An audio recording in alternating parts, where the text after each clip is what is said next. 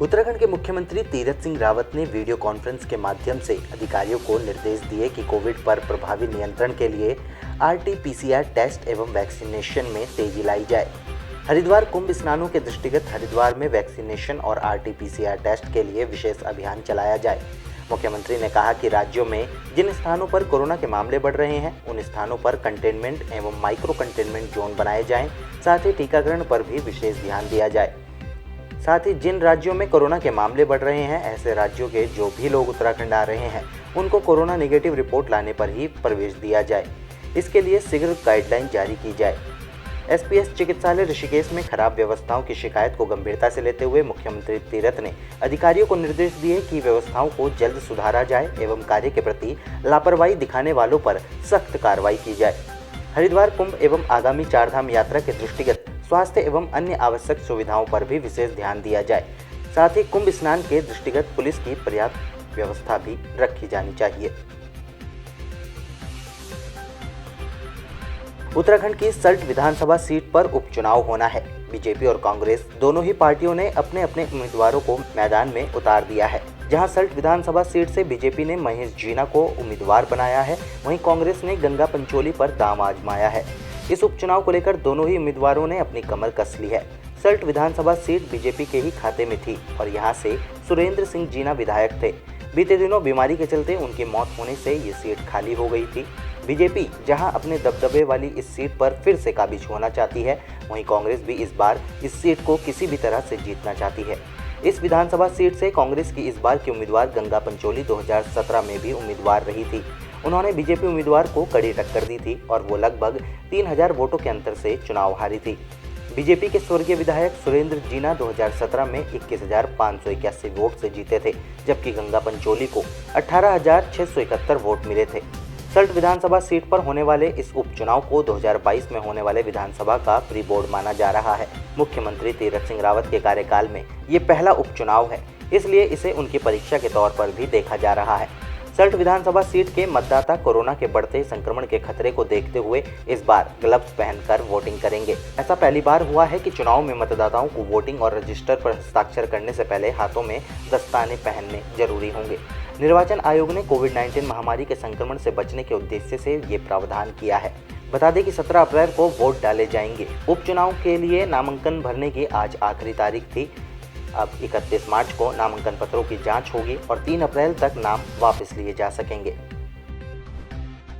उधर कुंभ मेले को सफल बनाने में जुटी उत्तराखंड मित्र पुलिस की एक मुहिम कई लोगों की जिंदगी संवारने में लगी है। दरअसल कुंभ पुलिस हरिद्वार क्षेत्र में भिक्षावृत्ति में लिप्त लोगों को न सिर्फ मुख्यधारा से जोड़ने का काम कर रही है, बल्कि उन्हें रोजगार के अवसर देकर उन्हें स्वाभिमान के साथ जीने की राह भी दिखा रही है। आलम यह है कि अब पुलिस अधिकारी भिखारियों के हाथ का भोजन खा रहे हैं। उत्तराखंड पुलिस के IG कुंभ मेला संजय गुंजियाल ने हरिद्वार क्षेत्र में ऐसी ही नायाब मुहिम छेड़ी है। इसके तहत पहले शहर में भिक्षावृत्ति में लिप्त भिक्षुकों की पहचान की गई। उनको जेल या भिक्षुक गृह भेजने के बजाय उनके जीवन में परिवर्तन लाने के प्रयास किए गए। सबसे पहले भिक्षावृत्ति में लिप्त लोगों के लिए सुविधाजनक आवास की व्यवस्था कुंभ पुलिस ने की। इसके बाद शहर के बेस्ट सैलून से उनकी हजामत आदि कराई। नहलाकर सफाई के लिए प्रेरित भी किया गया। हेयर कट करके उन्हें एक नया लुक दिया गया। इसके बाद सभी लोगों का मेडिकल चेकअप और कोरोना टेस्ट करवाया गया। इलाज के उपरांत कुछ भिक्षुक ने घर जाने की इच्छा जताई, जिन्हें घर भेज दिया गया। हालांकि जो भिक्षुक घर नहीं गए, उनका वेरिफिकेशन किया गया। सभी का आधार कार्ड बनवाया गया, बैंक में खाते खुलवाए गए।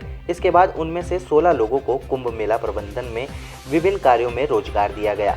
बाद में 8 अन्य लोगों को भी पुलिस थानों की मैस में रोजगार दिया गया।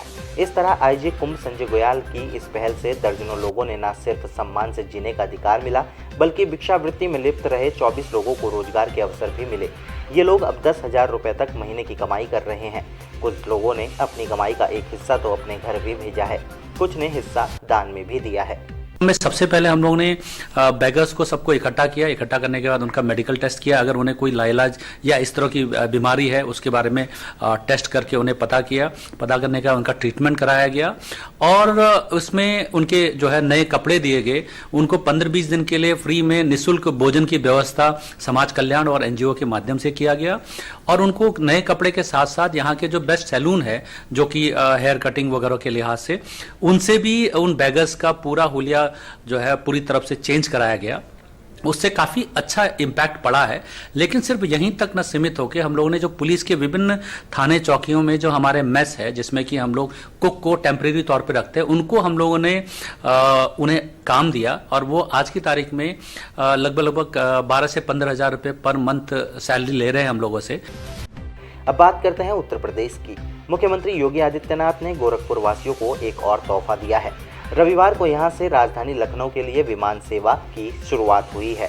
एलायंस एयर की गोरखपुर लखनऊ पहली फ्लाइट को मुख्यमंत्री योगी आदित्यनाथ और केंद्रीय नागरिक उड्डयन व शहरी विकास मंत्री राज्य मंत्री हरदीप सिंह पुरी ने हरी झंडी दिखाकर नई उड़ान सेवा का शुभारंभ किया। इस मौके पर मुख्यमंत्री और केंद्रीय मंत्री ने सिविल एयरपोर्ट टर्मिनल भवन के विस्तार का शिलान्यास भी किया। सीएम योगी ने कहा कि गोरखपुर के साथ आज उत्तर प्रदेश 5 हवाई अड्डों से देश के प्रमुख शहरों के लिए हवाई सेवा शुरू कर रहा है। होली के अवसर पर यूपी से 7 नए रूट पर हवाई सेवाओं की सौगात मिली है। इनमें से 5 की शुरुआत रविवार 28 मार्च को हुई तो 2 रूट पर उड़ान की सेवा 29 मार्च से हुई। रविवार को गोरखपुर से लखनऊ की उड़ान के साथ ही प्रयागराज भोपाल, प्रयागराज भुवनेश्वर, आगरा भोपाल और आगरा बेंगलुरु की फ्लाइट शुरू हुई हैं। वहीं सोमवार 29 मार्च से आगरा मुंबई और आगरा अहमदाबाद की उड़ान प्रारंभ हो गई है। मुख्यमंत्री ने कहा कि पिछले 4 वर्षों में प्रदेश में हवाई सेवाओं का तेजी से विस्तार हुआ है। उत्तर प्रदेश 5 अंतर्राष्ट्रीय एयरपोर्ट देने वाला प्रदेश बन रहा है, जिसमें 2 क्रियाशील हैं और 3 पर तेजी से काम चल रहा है। उन्होंने कहा कि जहां भी यात्री मिलेंगे वहां से उड़ान की सुविधा दी जाएगी। इसी कड़ी में ललितपुर, झांसी, सोनभद्र, श्रावस्ती, अलीगढ़ और मुरादाबाद में हवाई सेवा शुरू करने का कार्य चल रहा है। सीएम ने यह भी कहा कि मेरठ से दिल्ली रैपिड रेल का काम भी तेजी से जारी है। गोरखपुर में मेट्रो ट्रेन की कार्य योजना पर भी काम चल रहा है। साथ ही वाराणसी और प्रयागराज को लाइट मेट्रो रेल की सौगात मिलने जा रही है। इस तेजी के साथ कार्य प्रारंभ हुआ है। इसमें सबसे अच्छी बात थी कि इसमें भारत सरकार के नागर विमानन मंत्रालय के द्वारा बहुत सकारात्मक रुचि ली गई। एयरफोर्स से जुड़े हुए जितने भी इश्यूज थे उसमें भी एक सकारात्मक पहल हुई और वहां से भी हमें बहुत अच्छा समर्थन मिला और उसके कारण आज न केवल गोरखपुर और आगरा में बल्कि प्रयागराज में, कानपुर में, बरेली, हिंडन में सफलतापूर्वक हम लोग वायु सेवा को आगे बढ़ाने में सफल हुए। आज मुझे प्रसन्नता है कि लखनऊ मेट्रो सफलतापूर्वक फेज 2 के कार्य को भी तेजी के साथ आगे बढ़ा चुकी है। आज उत्तर प्रदेश में गाजियाबाद में, नोएडा में, ग्रेटर नोएडा में मेट्रो की सेवा बहुत तेजी के साथ आगे बढ़ रही है। कानपुर, वहां बेहतरीन सेवा जनता को प्राप्त हो रही है। कानपुर और आगरा में मेट्रो का कार्य युद्ध स्तर पर चल रहा है और इस वर्ष के अंत तक मेट्रो, वहां पर मेट्रो का शुभारंभ करने का हम लोग पूरी कार्य योजना अपनी तैयार कर चुके हैं। उत्तर प्रदेश के ही बदायूं में पुलिस ने एक साइकिल की दुकान में आड़ में अवैध असलहा बनाने की फैक्ट्री का भांडा फोड़कर भारी मात्रा में बने और अधबने असलहों और उपकरणों के साथ 3 लोगों को गिरफ्तार किया है। इस्लाम नगर थाना पुलिस ने साइकिल की दुकान की आड़ में अवैध शस्त्र बनाने वाली फैक्ट्री का भांडाफोड़ किया है। पुलिस को सूचना मिली थी कि साइकिल मिस्त्री का कार्य करने वाला गांव का व्यक्ति दुकान की आड़ में अवैध फैक्ट्री संचालित कर नाजायज असलहे बनाकर सप्लाई करता है। मौके पर पहुंची पुलिस ने नियत स्थान पर दबिश देकर फैक्ट्री संचालक समेत 3 लोगों को धर दबोचा।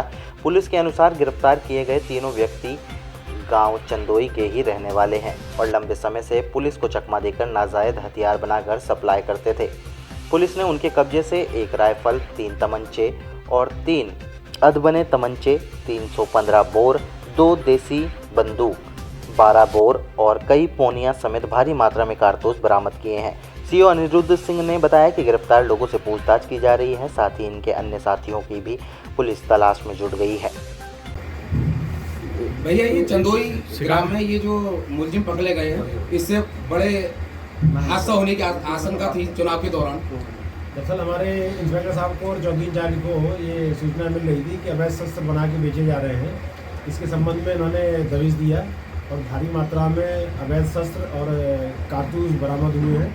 मिस्त्री भी पकड़ा गया है और लोगों की लिस्ट तैयार है जिनको ये बेचते थे, उनमें भी आगे कार्रवाई की जा रही है और इनको जरूरत पड़ेगी तो पुनः इनको कस्टडी रिमांड में लिया जाएगा ताकि और लोगों से बरामदगी किया जा सके। बड़ी घटना की वो थी, पंचायत चुनाव में बड़ी घटना कर सकते थे ये लोग। हाँ, पंचायत चुनाव में भी हो सकते थे। अवैध शस्त्र है, इस तरीके से इनका बनाने का है, तो सारा इनका रैकेट के बारे में इंट्रोगेट कर लिया गया है। कहाँ से कच्चा माल लेते थे, कौन खरीदार थे, कौन बेचने वाले हैं, इस तरीके से पूरा करके इनका फॉलोअप लेके आगे कार्रवाई की जाएगी। ये फैक्ट्री के रूप में ही कार्य करते थे या क्या कहते हैं लाते थे बने हुए? नहीं नहीं, ये फैक्ट्री ग्रुप में मिस्त्री है, ये स्वयं बनाता था। इसने पहले एक पुराना मिस्त्री था, वो मर गया फैक्ट्री में बैठा हुआ, गुलाम रसूल, उससे इसने ट्रेनिंग ली है। इसलिए साइकिल का मिस्त्री था। उसके बाद इसने बनाना शुरू कर दिए। राइफल भी बनाता है, SBBL सिंगल बैरल भी बनाता है, 315 तमंचा और 12 बोर तमंचा भी बनाता है। अभी कुछ और लोगों को भी पकड़ा जाएगा गाँव में वहाँ पे? हाँ, अभी जैसे जैसे जितनी सूचना बताई है उसके आधार पर कार्रवाई की जाएगी आगे। ठीक है। बदायूं से संजीव सक्सेना की रिपोर्ट।